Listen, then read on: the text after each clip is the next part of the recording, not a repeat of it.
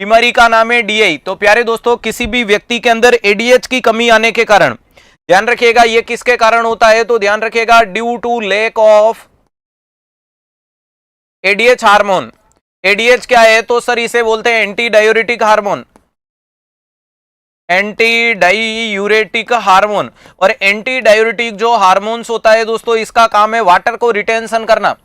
अरे ध्यान रखिएगा, इसे वाटर रेगुलेटिंग हार्मोन भी कहते हैं। इसका दूसरा नाम क्या है, तो याद रखिएगा वाटर रेगुलेटिंग हार्मोन।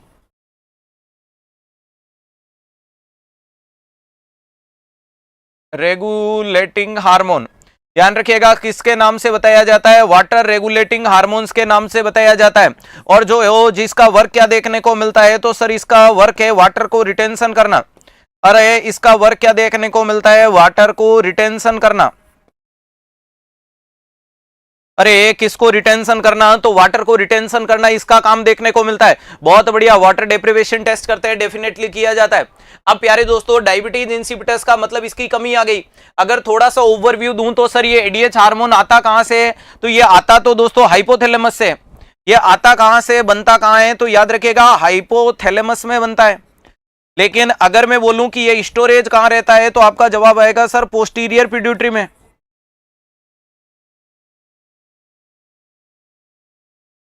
ध्यान रखिएगा, आता कहां से, हाइपोथैलेमस से आता है, लेकिन स्टोर कहां होता है, पोस्टीरियर पिट्यूटरी में देखने को मिलता है। सर बनाता कौन है, सुप्रा ऑप्टिक न्यूक्लियई। कौन बनाता है, तो याद रखिएगा सुप्रा ऑप्टिक न्यूक्लियई बनाता है। कुछ अमाउंट में पैरा वेंट्रिकुलर न्यूक्लियई भी बनाता है, लेकिन मैक्सिमम सुप्रा ऑप्टिक न्यूक्लियई से बनता है। ठीक है सर। अब किसी भी कंडीशन में, कंडीशन का नाम, अगर मरीज में पोस्टीरियर पिट्यूटरी नहीं है, अगर कोई मरीज है जिसमें हाइपोथैलेमस ही नहीं है, अगर कोई भी मरीज है जिसमें प्यारे दोस्तों पोस्टीरियर पिट्यूटरी या हाइपोथैलेमस में कोई कैंसर वैंसर कुछ गड़बड़ हो गई, कोई ट्यूमर हो गया, कोई सप्रेशन हो गया, कोई इन्फेक्शन हो गया, कोई कंप्रेशन हो गया, या फिर प्यारे दोस्तों आपको पता है वाटर का रीएब्जॉर्प्शन एब्जॉर्प्शन के लिए किडनी, तो किडनी के रिसेप्टर में कोई गड़बड़ है, तो कुल मिलाकर के ऐसी समस्या होने पर मरीज में क्या होता है, डायबिटीज इंसिपिटस। अब इस मरीज में आपको क्या देखने को मिलता है, पोलीयूरिया। क्या नाम में देखने को मिलता है, पोलीयूरिया देखने को मिलता है। वेरी इंपॉर्टेंट चीज। अब यूरिन ज्यादा निकलता है तो प्यास तो लग सकती है, तो इस मरीज में पोलीडिप्सिया तो हो सकता है। पोलीडिप्सिया, अगर आपसे पूछे कि पोलीडिप्सिया तो हो सकता है, लेकिन पोलीफेजिया नहीं होता है। भूख लगने का कोई सीन नहीं है भाई, शरीर से पानी निकलेगा तो प्यास तो लगेगी, प्यास तो लगेगी। इसके अलावा बाकी सारे सिम्टम कौन से आएंगे, डिहाइड्रेशन वाले, ध्यान रखिएगा डिहाइड्रेशन वाले। इवन देन सीवियरिटी में इसका यूरिन आउटपुट 10 लीटर से बढ़ सकता है। नॉर्मल यूरिन आउटपुट कितना होता है, 1 से 1.5 लीटर, लेकिन इन सीवियरिटी मोर देन 10 लीटर।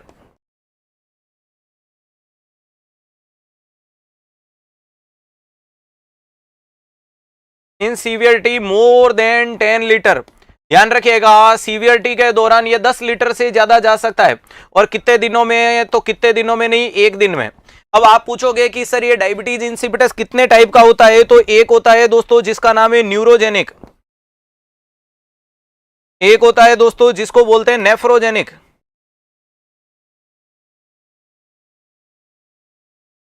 और तीसरा होता है जिसको बोलते हैं साइकोजेनिक।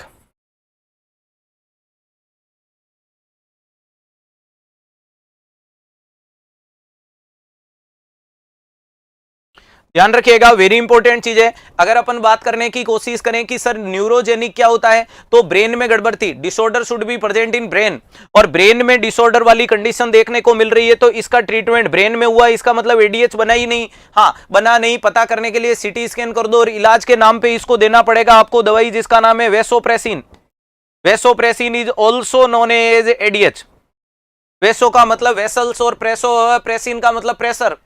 अरे ये वेसल्स का प्रेशर भी मेंटेन करता है, बीपी को रेगुलेट में भी मदद करेगा। या इसी को बोल दो DDAVP, यानी di arginine diamino vasopressin, diamino di arginine vasopressin के नाम से जाना जाता है। तो ये इलाज करना पड़ेगा न्यूरोजेनिक में। Disorder should be present on brain, दिक्कत कहां थी, ब्रेन में थी। दूसरे नंबर पे नेफ्रोजेनिक, सर यहाँ रिसेप्टर में गड़बड़ है। यहाँ क्या देखने को मिलता है, तो याद रखिएगा एबनॉर्मल रिसेप्टर वर्क। अरे किडनी के रिसेप्टर का जो काम है वो एबनॉर्मल चल रहा है। किडनी के रिसेप्टर का जो काम चल रहा है वो कैसा, I am selected in Rajkot AIIMS, बहुत बहुत बधाई हो बेटा। क्लियर है, ध्यान रखिएगा। वेरी इंपॉर्टेंट चीज है कि एबनॉर्मल रिसेप्टर वर्क, जैसे कि आप कोई मरीज को लिथियम दे रहे हो, कौन सी दवाई दे रहे हो प्यारे दोस्तों, आपने लिथियम नाम की दवाई दी, तो आपको पता है लिथियम में अपन बोलते हैं कि ल्यूकोसाइट के नंबर बढ़ना, ट्रिमर होना, हाइपोथायरॉइडिज्म होना, और यहां मैं आपको लिखवाता हूं इंक्रीज यूरिन, करता हूं या नहीं करता हूं, तो ये लिथियम तो रिसेप्टर को क्या करती है, इंक्रीज यूरिन यानी रिसेप्टर को ब्लॉक करती है, ठीक है। लेकिन अगर प्यारे दोस्तों यूरिन रिटेंट हो रहा है, इसका मतलब मरीज कौन सी दवाई ले रहा है, इसके अपोजिट में कार्बामाजेपिन जैसी कोई दवाई ले रहा है, अरे ध्यान रखिएगा क्लोरप्रोमामाइड नाम की दवाई ले रहा है, तो वैसी दवाई अगर कोई मरीज लेता है, लिथियम तो देकर के इसको ट्रीट करेंगे।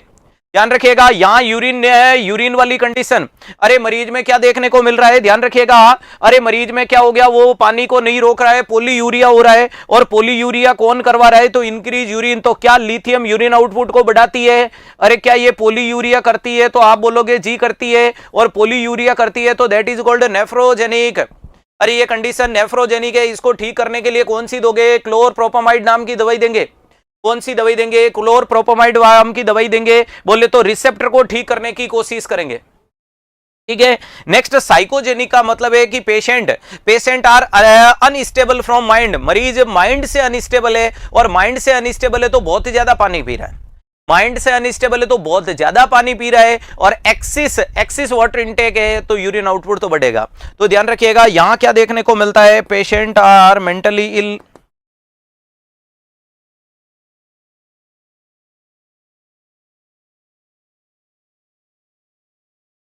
mentally ill,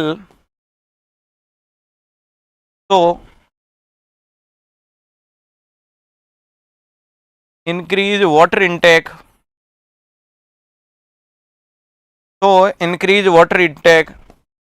and more urine present,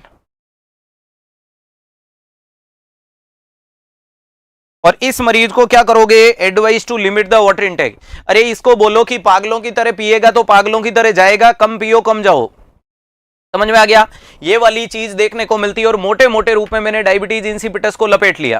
ध्यान रखिएगा सेंट्रल डायबिटीज इंसिपिटस, बेटा सेंट्रल में न्यूरल आता है, ध्यान रखिएगा ब्रेन से जुड़ी हुई सारी चीजें,